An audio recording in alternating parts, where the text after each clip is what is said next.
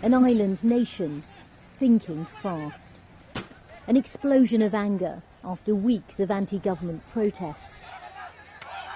As the two sides came face to face, supporters of the Prime Minister attacked the so far peaceful demonstrators who were calling for the government to go.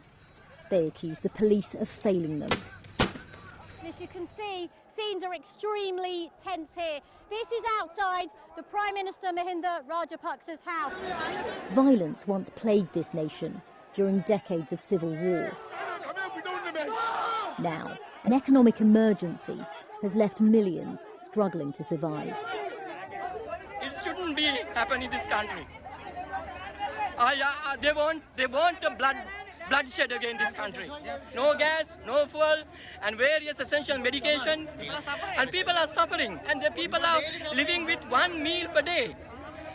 Can you imagine? Can you imagine? I'm so sorry to say this. A cost of living crisis after a pandemic has brought thousands to the streets.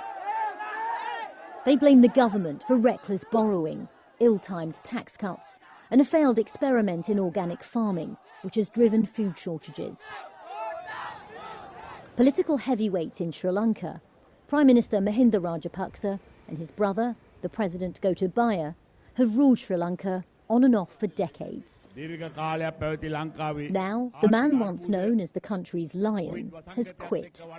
Addressing his faithful one last time, Mahinda Rajapaksa, who's also served as both President and Finance Minister, is stepping aside to make way for an all-party government.